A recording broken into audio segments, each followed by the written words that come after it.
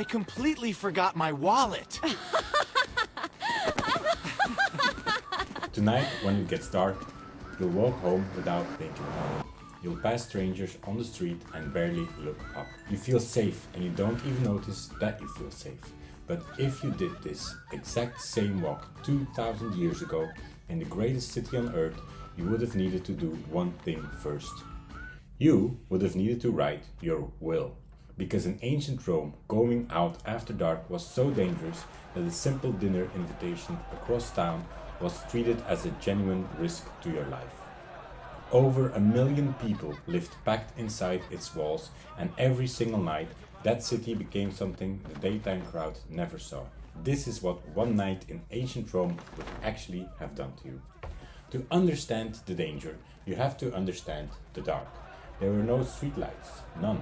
Roman houses were built inwards, around private courtyards, so almost no light spilled out onto the street. The moment the sun dropped below the walls, the most powerful city in the world went black. Not dim, black.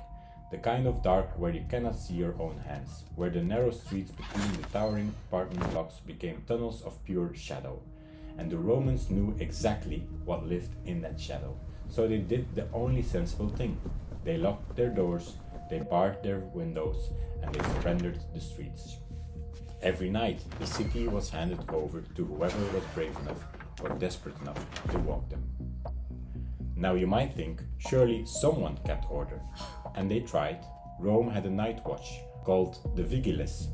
About 7,000 men spread across the entire city. But here's the thing, they weren't really police. They were firefighters.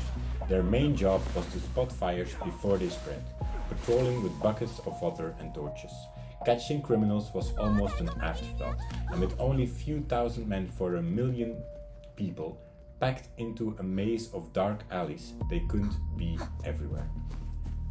In the poorer districts, they were barely anywhere, so if you were attacked in the street at night, no one was coming. There was no one to call. Roman law made this brutally clear. If you were robbed, your only real option was to defend yourself.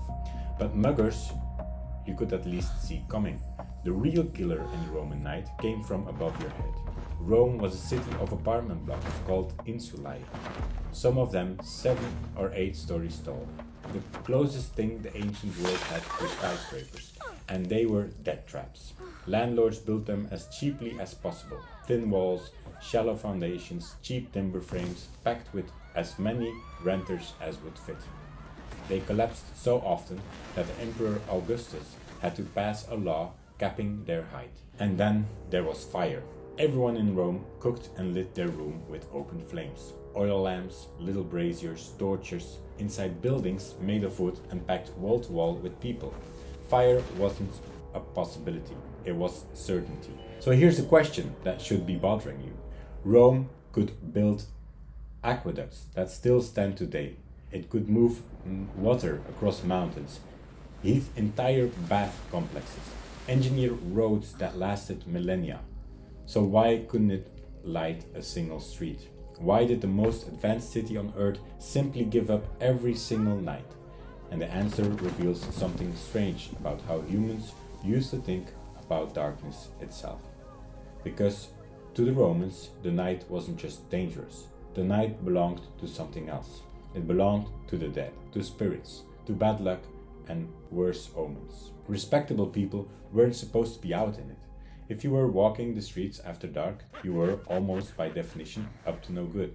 A thief, a drunk, a conspirator. And so for centuries, the greatest empire in history looked at the dark, decided it belonged to the night, and locked the door.